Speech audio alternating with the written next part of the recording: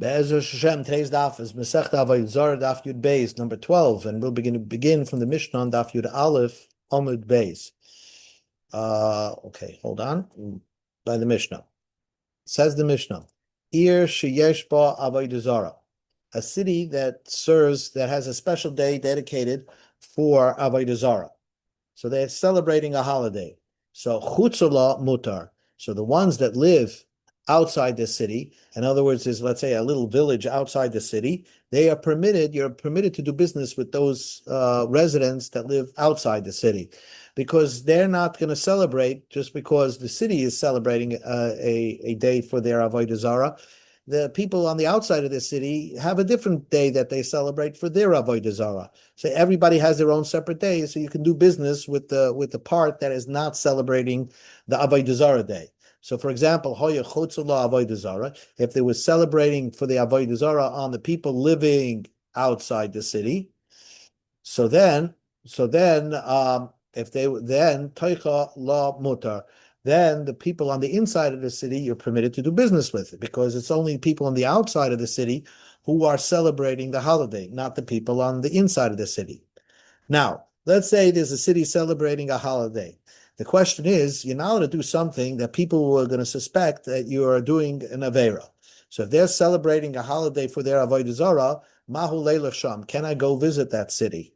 Then go speak to a friend. I'm not going to serve the idol, obviously, but can I just go to a friend that's living in that city? Because one who sees me going to that city might assume that I'm going to Chas v'Shalom serve the idol.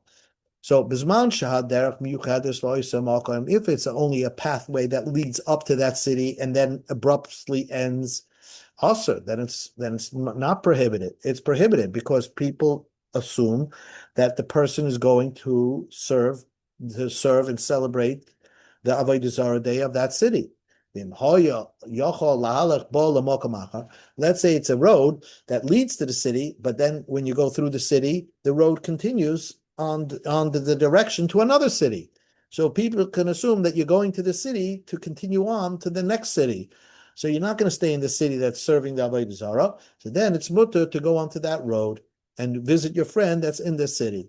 Again, you're considering what people are going to say about you, and you're protecting a potential, so to speak, chilul Hashem. People, chas v'shalom, think a person is on his way to serve Avodah Zarah.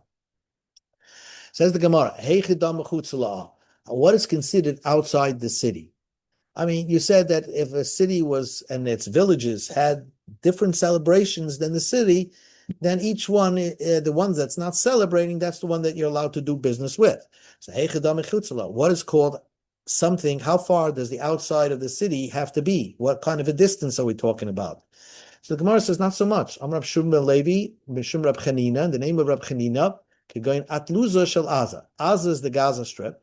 Let's say a city called Gaza. And right outside the city, there was like a marketplace where they sold meat. So it had its own, let's say, zip code.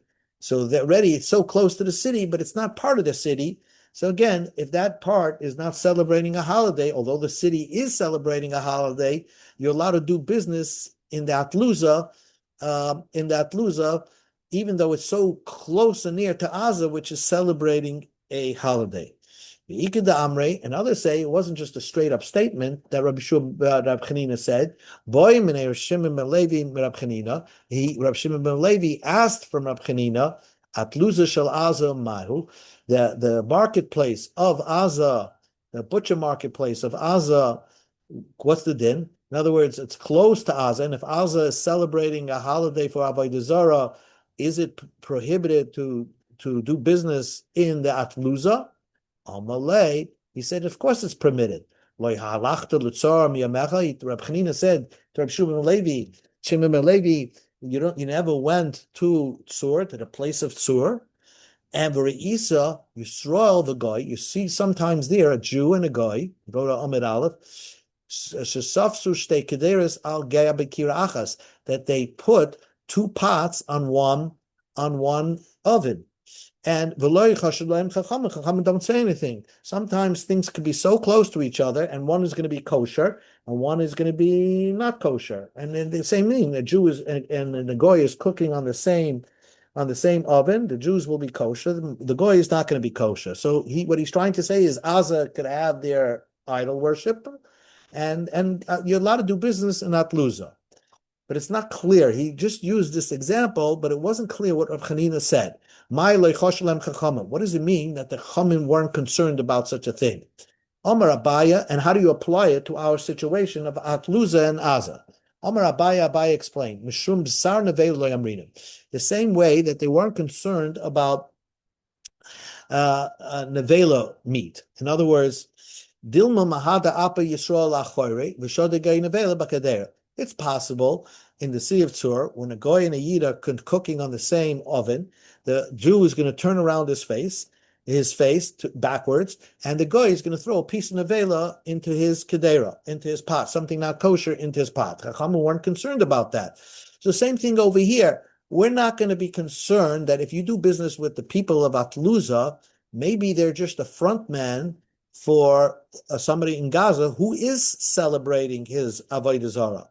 And therefore, if you sell an animal to that person, maybe you're accepting Avodah Zarah money, and that behemoth that you sold is going to end up somehow into the Gaza city, and it's going to be brought from Avodah Zarah, and you're going to be Oven Issa Daraisa that you're selling something for Avodah Zarah. So certainly, if you're not concerned about that, then that's why Abaye said that's what Rab Chanina meant.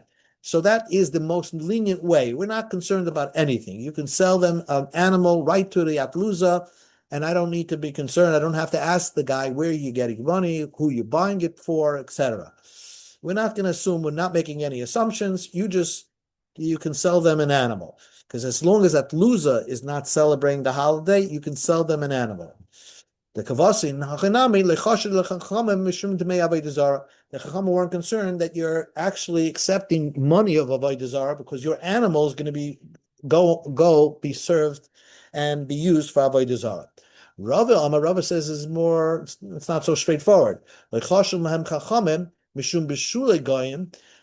weren't concerned when the two pots are together of Bishul Akim. Bishul Akim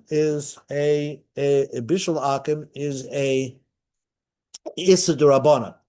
In other words, we're not concerned that perhaps the goy is going to be cooking the Jewish person's kosher food, and the Jew is going to eat bishul akav. Let's say the goy is going to say, offer the Jew, let me put your pot onto the stove. It's too heavy for you. So when the goy does that, he's the one that's doing the cooking, and the food becomes also midrabanan. The Chachamim were not concerned about doing business with them on their Yom Edom. What do you mean? And if I know for a fact that only if I don't know for a fact that the person's not a front man that I'm selling to is not a front man for a person in Gaza, I'm not allowed to sell it to him. Because there's a chashash isha daraisa over there that your animal is going to be used as a service. However, if I know that I'm doing business with the guy's not a front man. He is just a business guy in Atluza, and he's using his own money to buy the animal. He didn't get the money from anywhere else. I saw it take it from his own cash register, and he's using his own money to buy my animal.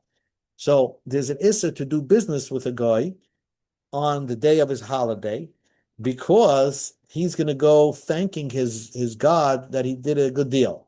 So that's only an issur d'Rabbanan. So since the people of Itliz didn't serve, it's not their holiday, I'm not concerned that the person that bought it from me is maybe a guy who slips into Aza and thanks the deity of Aza for a successful business on that holiday. So therefore, I could do business with the people of Itliz, but I have to make sure that the person I'm selling to is using his own money. Rabba Ba'ula says,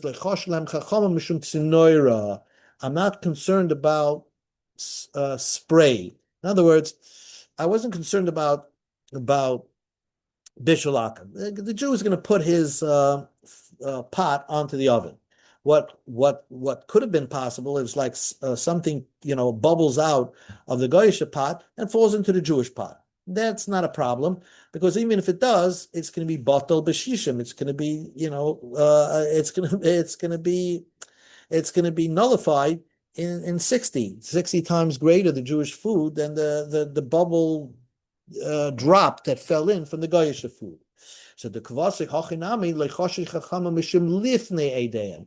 That what Rab Chanina says. Rab Chanina is arguing on a Mishnah, and what Rab Chanina said is that on their day of the holiday, you're not allowed to do business with the Itliza of Aza because it's too close. You might be doing with somebody who's going to be thanking his Avodah Zarah.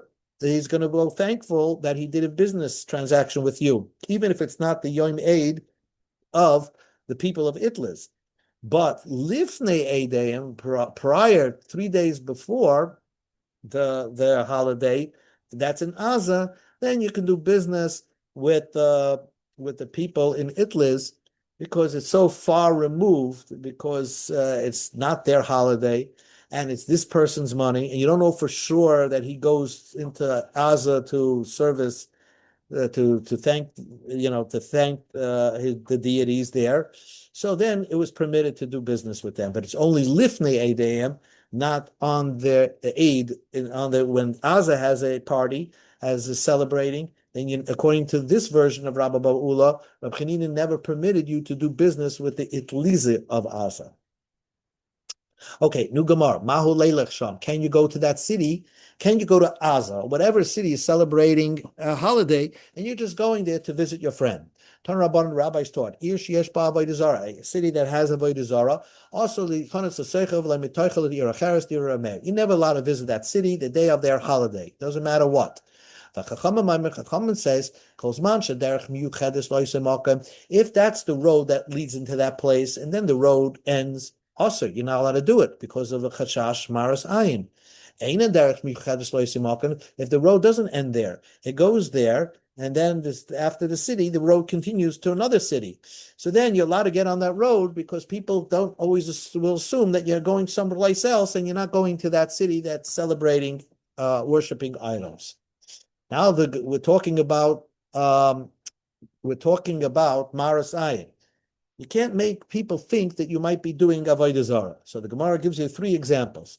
Yoshev loy koitz b'fnei avodah zarah. Let's say you have a thorn, let's say a splinter in your foot, and you're right in front of an idol. Lo yishcha v'yitlena. Don't bend down and pull out the splinter, because it looks like you're bowing to the avodah zarah. Then ain't but if you have a way of doing it where it doesn't appear that you're bowing to avodah zarah, mutter, then it's permitted. Next, your money belt, your money change spilled out on the floor in front of the avodah zarah. Don't bend down and start picking up your money. It looks like you're bowing to the avodah zarah. Then ain't an era, but if it doesn't look like you're bowing to avodah zarah, mutter, it's permitted. Mayan hamoshech lifnei avodah zarah. You have a spring that extends from in front of the avodah zarah. Lo yishcha v'yishta. Don't bend into the spring and to drink. It looks like you're bowing to the avodah zarah. Then ain't an era. If you have a way of doing it without making it look like you're bowing to the avodah zarah, mutter, is permitted. Partzupos hamakalchem mayim lekrachim. There are human figures where they have a way of making water coming out of its mouth. And big cities have that kind of fountain. Lo yiniach piv al piem. Don't put your mouth to the mouth of the statue to drink v'yishta, because they looked at that figure, that statue, as an avodah zarah. And you're drinking from the water coming out of the mouth of that figure. It looks like you're kissing the avodah zarah. The kiyotze by something similar. Don't put your mouth to a pipe. Let's say a pipe that's coming down from the roof. Okay, you just want to take a drink, so you put your mouth to a pipe to drink. So this is not because of avodah zarah, it's because it's danger. So we're going to learn what this means. What is the danger?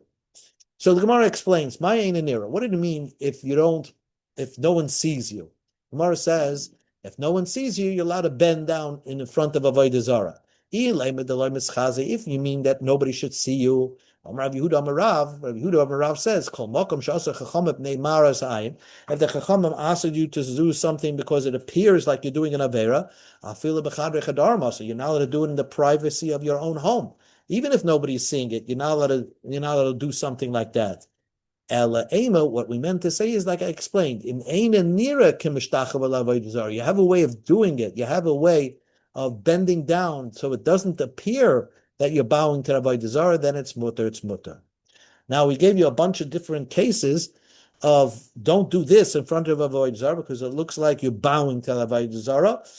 But if you have a way of doing it that it doesn't appear that you're bowing to Avodah Zarah, you could, make, like you drop your tissue or something like that, then you're allowed to do it. Utsricha, we need all these cases. The Tanakaitz, if it would tell me the case of the splinter,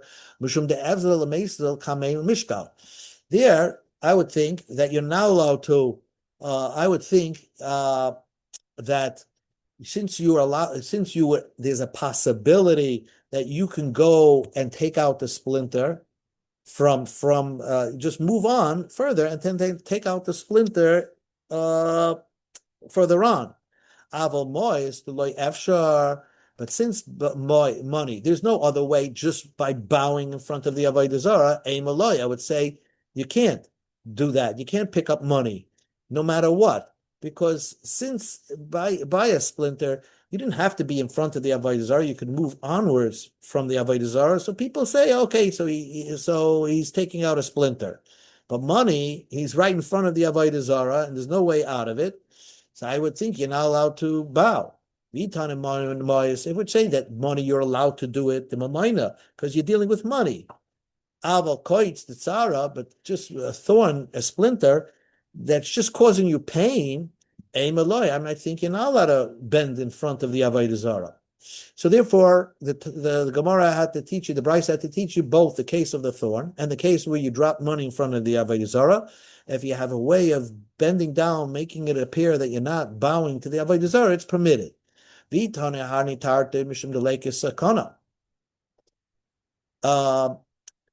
I would think that these two things, because there is no sakana, there's no danger if you don't do it. That's why it's permitted. By the well, if you're not going to drink, you're going to die. Mayas, Amos loy. I might think you're not allowed to do it. Tzricha. That's why we need that. Tzricha. You have to do it in such a way, again, that you're doing it, that it's not nira. Because in other words, I would think all these things I might think you don't even have to make it appear that you're not bowing for the Avodah Zarah. Because by a Mayan, since you're going to die if you don't drink. So maybe you could just bow and just do it already.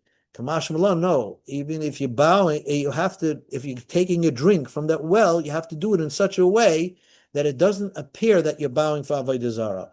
So in all these three cases, we had to teach you the Chiddush that it's not permitted to bow in front of the Avodah Zarah. You have to do it in such a way that it doesn't appear that you're bowing for the Avodah Zarah. So you threw a tissue or something like that, and you're just picking up something else. Partzupas lamali. Why do we say the case of the statue with the water coming out of its mouth? That's obvious that you're not allowed to drink. You drink from its mouth. So answer the Gemara, because it looks like you're kissing the Avodah Zarah. So answer the Gemara, because it wants to tell you another thing. It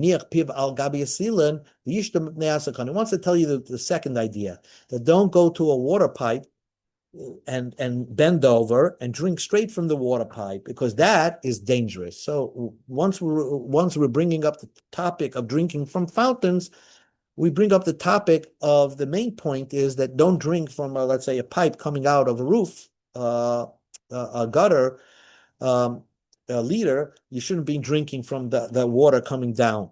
Why? Because it's danger. So the Gemara says, Maya Sakana, what kind of danger is this? Haluka, because of a leech. If a person gets a leech stuck in their throat, it can block the passageway of your throat and of a person's throat, and then he can suffocate. Or it could be dangerous just to be inside of you. So therefore, those are the dangers. And since you don't see what you're drinking, it could be a leech went into the water and you're going to drink it.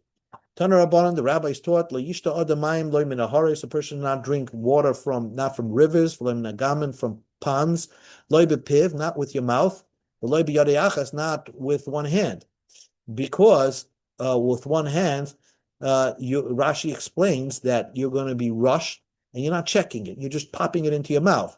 But if you're using two hands, then it's permitted because you could see if there's a leech there. If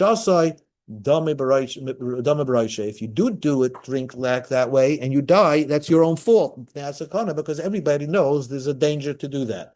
My sakana, what is the danger? Sakana saluka, because of sakana of swallowing a leech. Messiah Rab Chanina, the Rab Chanina said, this is a proof to Rab Chanina. If a person swallowed a water leech, it's very dangerous. You're allowed to be bechal Shabbos to heat up water. I guess by heating up water and drinking hot water, you kill the leech. There was a person that swallowed a water leech on Shabbos. Rab Nechemia gave permission to heat up hot water on Shabbos.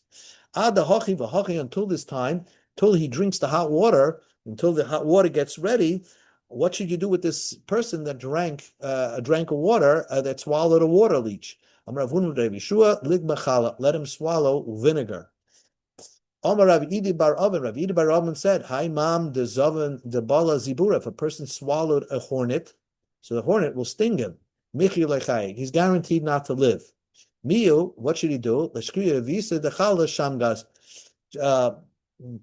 He should drink a quarter of a viosai of vinegar, very strong vinegar. Shamgaz means choimetz chazak, very strong vinegar. And after the chaya porter, he'll buy some time, a little bit. He'll be able to live ad mafked abesa till give instructions, the final instructions to his house. But for sure, if you swallow that hornet, lo yaleinu, a person will die. Taner Rabban, the rabbis taught, Layishta Odom Balayla. A person should not mayim balayla. A person should not go, I guess, outdoors and drink water at night. Vimshasai dama baraishai. And if you do drink, you go to, let's say, the river to drink. The blood is, you're putting your life in your own hands, and if you die, it's your own fault. And there's a big danger over there. Now, it's not the danger of leech, because even if you're going to drink with two hands, it's still dangerous.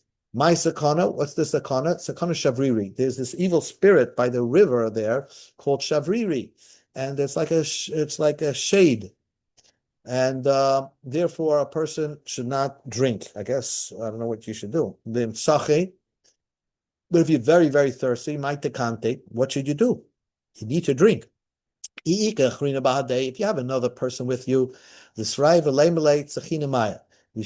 should wake him up from his sleep and tell him, I'm very thirsty, and probably go together outdoors to drink. So I guess the evil spirit is scared of two people. V'loi, if you have no one with you, if you're all alone in a tiny cabin somewhere, nikraishte benachtba achatzba. You should bang with the cover of an earthenware vessel. Make noise, and so that it appears that there's somebody with you.